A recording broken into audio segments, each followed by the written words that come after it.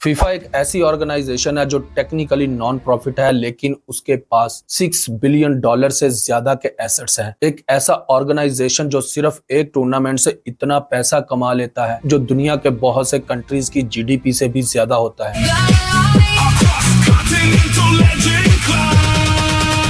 ये ऑर्गेनाइजेशन कोई कंपनी नहीं, कोई बैंक नहीं, ये international federation of association football यानी फीफा है, जिसने फुटबॉल को सिर्फ एक खेल नहीं बल्कि $13 बिलियन का बिजनेस एम्पायर बना दिया है।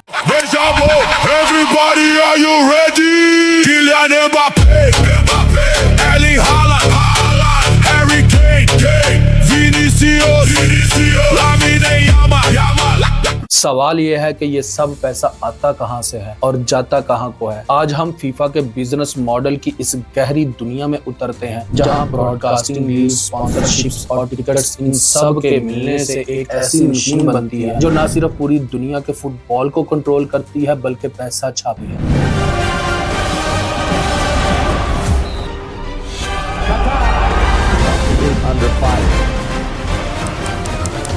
पहले समझते हैं फीफा का 4 ईयर मॉडल। फीफा बाकी कंपनीज की तरह हर साल की तरह इनकम और एक्सपेंसेस नहीं देखता। ये एक 4 साल के साइकिल में काम करता है, क्योंकि फीफा की असली कमाई तब होती है जब फीफा वर्ल्ड कप होता है। ये मॉडल कुछ ऐसा है कि वर्ल्ड कप से पहले के 3 साल में फीफा घाटे में रहता है, बिलियंस खर्च करता है इंफ्रास्ट्रक्चर, डेवलपमेंट और प्रेपरेशंस पर, और जब वर्ल्ड कप का साल आता है तब बिलियंस का पैसा एक साथ कमा लेता है। फॉर एग्जाम्पल 2019 से 2022 का साइकिल देखे तो टोटल रेवेन्यू था $7.57 बिलियन, और अब 2023 से 2026 का साइकिल लिया जाए तो फीफा ने टारगेट रखा है $13 बिलियन का, जो पिछले साइकिल से 72% ज्यादा है। यहाँ एक और सवाल उठता है, ये $13 बिलियन आएगा कहां से? इसके 4 मेन सोर्सेज हैं। Source number 1, broadcasting rights. FIFA की सबसे बड़ी कमाई टीवी चैनल, स्ट्रीमिंग प्लेटफॉर्म, कोई भी जो वर्ल्ड कप दिखाना चाहता है उन्हें फीफा से परमिशन लेना पड़ती है और इसके लिए बहुत बड़ी रकम फीफा को देनी पड़ती है। यह है ब्रॉडकास्टिंग राइट्स। 2023 से 2026 के साइकिल में ब्रॉडकास्टिंग राइट्स से प्रोजेक्टेड रेवेन्यू $4.264 बिलियन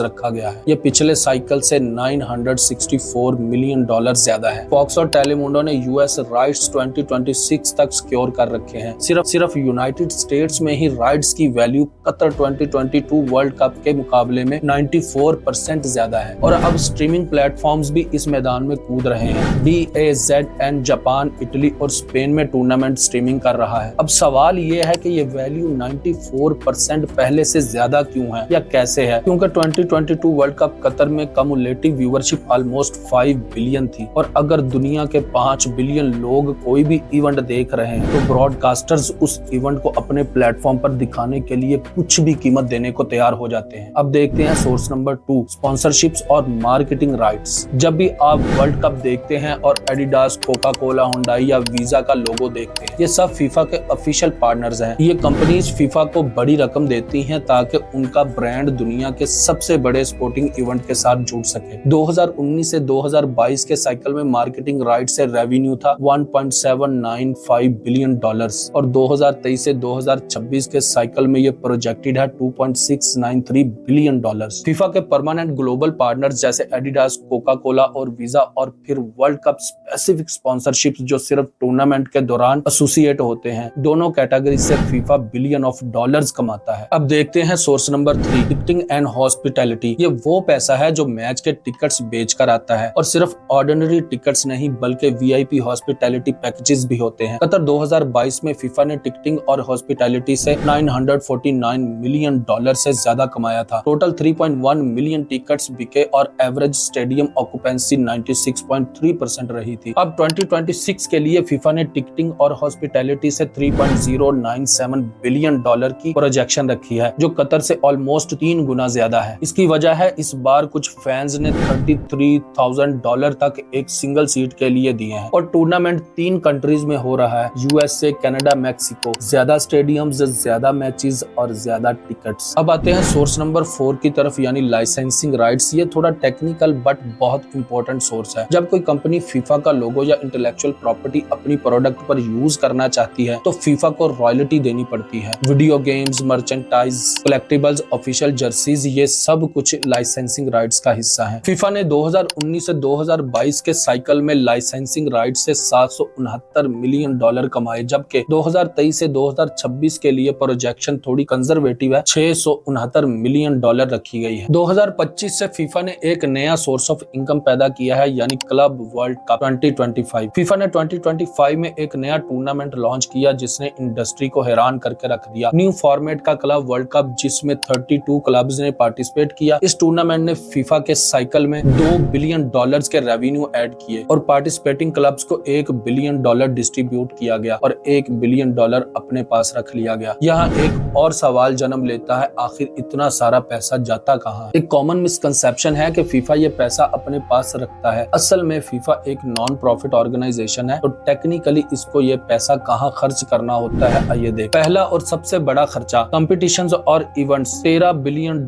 के साइकिल बजट में से 58% यानी $7.6 बिलियन टूर्नामेंट्स चलाने और प्राइज मनी डिस्ट्रीब्यूट करने के लिए खर्च होता है। वर्ल्ड कप 2026 में प्राइज मनी $871 मिलियन रखी गई है। चैंपियनशिप जीतने वाली टीम के लिए $50 मिलियन और जो टीम ग्रुप स्टेज से ही बाहर हो जाए उसे भी $9 मिलियन मिलेंगे। दूसरा खर्चा है फुटबॉल डेवलपमेंट। $3.9 बिलियन यानी बजट का 30% फुटबॉल डेवलपमेंट और एजुकेशन पर खर्च होता है। इसका कोर है फीफा फॉरवर्ड प्रोग्राम जिसके थ्रू 211 मेंबर एसोसिएशन को फंड्स मिलते हैं पिचेस बनाने के लिए, यूथ प्रोग्राम के लिए और उन जगहों के लिए जो कमर्शियल मार्केट से कोई अटेंशन नहीं ले पाती। फीफा फॉरवर्ड प्रोग्राम 3.0 के जरिए हर मेंबर एसोसिएशन को हर 4 साल के साइकिल में $8 मिलियन तक मिलते हैं, चाहे उनकी टीम वर्ल्ड कप में क्वालिफाई करे या ना करे। पाकिस्तान, जिम्बाब्वे, आइसलैंड या सैन मारिनो जैसे कंट्रीज सबको इक्वल अपॉर्चुनिटीज मिलती हैं ये फंड रिसीव करने की। तीसरा खर्चा है एडमिनिस्ट्रेशन और गवर्नेंस। $900 मिलियन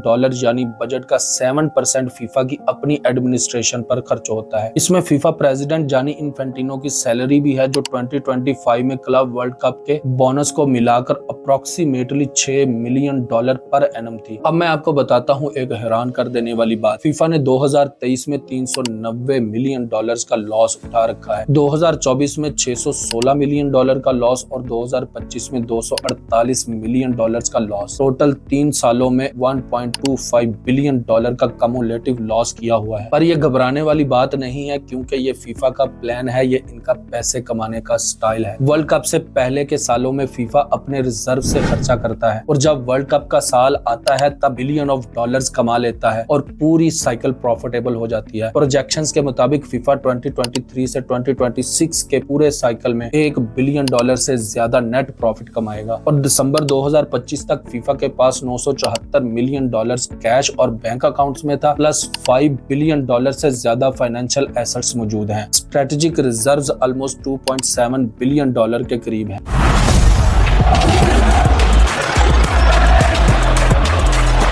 यानी फीफा कोई स्ट्रगलिंग ऑर्गेनाइजेशन नहीं है, ये एक कैलकुलेटेड मनी मेकिंग मशीन है, बल्कि ये एक $13 बिलियन का केयरफुली इंजीनियर्ड बिजनेस सिस्टम है। उम्मीद करता हूँ आपको ये वीडियो पसंद आई होगी। बिजनेस मॉडल्स में इंटरेस्ट रखने वाले लोग यहाँ क्लिक करके बैंकिंग बिजनेस मॉडल के बारे में जान सकते हैं। Please subscribe to the channel. अल्लाह हाफिज।